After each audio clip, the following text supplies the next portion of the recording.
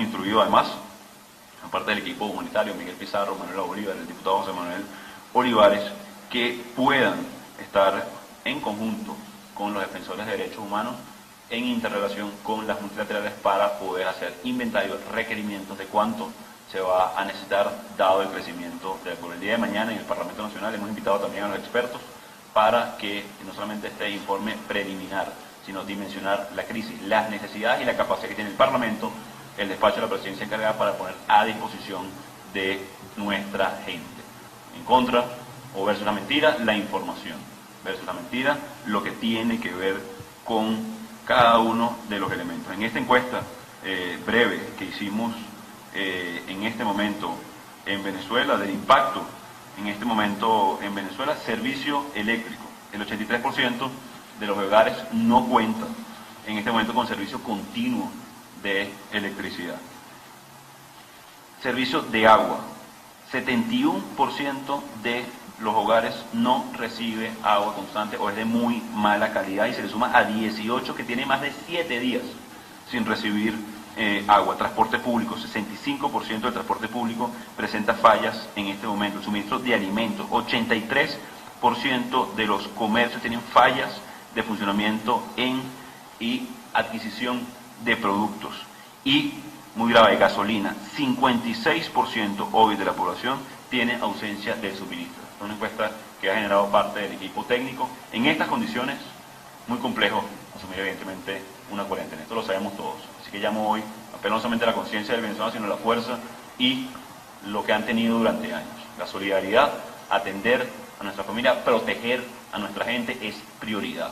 Hemos puesto a disposición la articulación con las ONG, con los países y lo vamos a seguir haciendo en los próximos días. Fíjense, parte del equipo, el estado designado Miguel Pizarro, entre otros, para la atención de la emergencia humanitaria, que ha venido elaborando por más de un año, pero en este momento obviamente abocados en la atención de la pandemia y la proliferación del virus en Venezuela, han tenido el mandato directo de poder interactuar con cada una de las multilaterales, no solamente OPS, OMS, Cruz Roja Internacional, por supuesto todo lo que tiene que ver con el sistema ONU. Ahí un poco la intención será solamente rápidamente levantar los requerimientos de emergencia. Para poner una cifra específica, hoy hay 84 camas con respiradores en Venezuela. En el caso, por ejemplo, del estado de Nueva York, que tiene una población similar a Venezuela, van a requerir 1.800 para las próximas 3 semanas.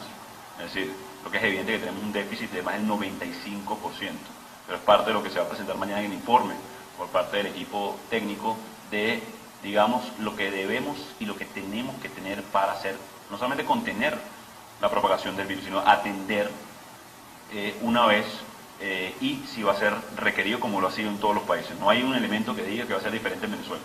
Nos gustaría pensar que tenemos mejores defensas o algunos otros elementos, pero sabemos que no es así. Sabemos que como seres humanos vulnerables, como seres humanos tenemos también que cuidarnos y protegernos. Así que la interrelación con las distintas multilaterales tiene que ver con los requerimientos en el cortísimo plazo y los mecanismos para que pueda ingresar, para que no suceda, como ya lo hicieron por soberbia, por odio, de quemar ayuda, hoy más necesaria que nunca en Venezuela, y es lo que no podemos permitir en este momento como venezolanos. Hemos estado no solamente informando a través de las redes sociales, único espacio, y atención con esto de todo lo que nos va a estar escuchando y todo lo que nos va a estar viendo. La dictadura hace uso del aparato de propaganda, hace uso del aparato de comunicación, digamos, y nos tienen que ayudar todos los que están en su casa, desde su casa, a poder proliferar, comunicar el mensaje que hemos estado dando. Así que les pido eso, y se lo dejo como tarea también al pueblo de Venezuela, que nos acompañen en el sentido de comunicar e informar. Ya ven lo que le hacen a los periodistas. Entiendo que, por ejemplo, Darwin Rojas sigue secuestrado o desaparecido por informar, por comunicar.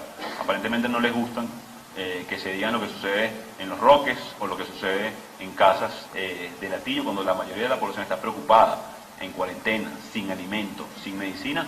Entonces un grupo muy ya llegado a la, digamos, a la cúpula del régimen, está en fiestas en islas paradisíacas cuando hace falta tapabocas, guantes y gel, por hablar de lo más sensible del sector salud, uno de los más vulnerables, por cierto. Paradójicamente, uno de los más vulnerables hoy es el sector salud, que no tiene los insumos para proteger, y también es parte de lo que en el corto plazo estamos tratando.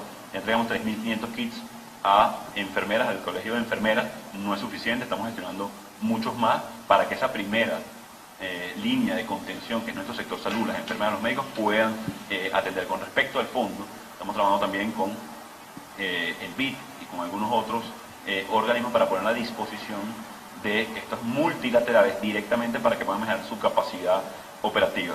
Daré detalles una vez tengamos nosotros la precisión para no entorpecer un trabajo que es humanitario, que es inmediato y necesario poder concretar. ¿Pero tuvo un primer contacto con estos multilaterales? No, sin duda, no solamente un primer contacto, yo trabajo en conjunto, mesas de trabajo para poder poner a disposición de los venezolanos a través de estos organismos las capacidades que ha construido el gobierno encargado. Con respecto a lo que es las medidas, lo decía hace minutos, las medidas, las supuestas medidas por parte de la dictadura, del régimen de Maduro, en atención económica son muy delicadas porque ciertamente hay mucha gente que hoy no puede favorecer el pago de un alquiler y se debe también trabajar en eso, pero hay gente que depende de ese cobro de ese alquiler. Si no me equivoco, son entre 79 y 81% de los alquileres viene de privado en Venezuela. Es decir, que hay mucha gente que depende directamente para poder también subsistir de este cobro o pago. Entonces no es castigar a unos u otros, es atender la emergencia a su plenitud, es atender la emergencia en todo su ámbito. El suspender el pago del IVA mientras dura la emergencia, el postergar el pago del impuesto sobre la renta mientras se logra recuperar el sector económico de esta emergencia, de nuevo preexistente. Esto nos toma en una situación de mayor vulnerabilidad y aquí un mensaje, por supuesto, de nuestros amigos del mundo. Es, por supuesto, mucho más severa como no solamente lo revelaba el Washington Post, la revista Time y algunas otras publicaciones con respecto a la severidad de lo que está pasando en Venezuela por condiciones preexistentes. Por eso hemos dispuesto esto y va por etapas. Creo que, ya lo decía, la primera línea, poder contener el virus. La segunda línea, poder apeltrechar, para poder dotar a la línea de contención que es el sector salud. Hay 3 programas en curso en Venezuela que pueden ayudar a favorecer. Uno de la Cruz Roja Internacional, uno de la OPS y la OMS. La idea es robustecer acciones ya en curso, no solamente de pruebas, de test, de prevención en algunos casos, sino también atención a población vulnerable. En las primeras de cambio, la idea es canalizar a través de, digamos, operadores, a través de implementadores, a través de gente que ya está trabajando, fondos para caso vital y luego ir a una segunda etapa, que es la cuarentena, que es el aislamiento social, que es lo que tiene que ver con cómo sobrevivir, cómo sobrellevar en un país en emergencia, que vive del día a día, sin agua, sin luz, sin gasolina, como les hacía referencia en la encuesta que les acabo de mostrar de cómo se ha agravado los servicios públicos. Es decir, esta es la segunda etapa. Logramos en el mejor de los casos apeltrechar, dotar, equipar al sector salud. Evitamos la propagación del virus. ¿Cómo sobrellevamos a esto? ¿Cómo sobrellevamos a 87% de hogares con interrupción de energía eléctrica? 71 sin calidad y servicio de agua constante en sus hogares. Esa es la segunda etapa. ¿Cómo logramos que el venezolano, y él también lo decía el diputado Marquina, en vez de utilizar un sistema de control social, en este momento es de dotación a los venezolanos de equipamiento para sobrellevar la etapa de aislamiento social y cuarentena e incluso de traslado? No es suficiente con eso.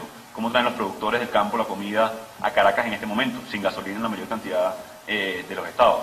La emergencia toma dimensiones colosales, de nuevo, no porque tenemos una semana, atención con esto, una semana para poder atenderla y contenerla, sino por las condiciones que generó una dictadura que nunca se preocupó por el sistema de salud. A pesar de eso, lo primero que tenemos que poner nosotros es al venezolano, es a nuestra gente. ¿Cómo protegemos y sobrevivimos a esta emergencia y cómo nosotros logramos nunca más repetir una situación como esta? De nuevo, ¿cuáles son las herramientas que hemos puesto a disposición? La interlocución, todo lo que tiene que ver con el equipo técnico, lo que tiene que ver con la atención, y nuestra gente no es tonta, no se chupa el dedo tampoco hoy al venezolano después de años de lucha en un sistema opresor.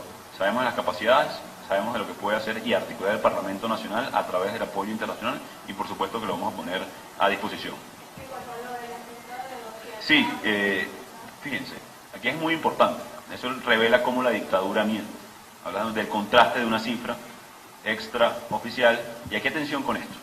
Esto fue información al interno de un ministerio que nos están suministrando, preocupados por la situación, de que no se maneje de manera responsable y clara la emergencia.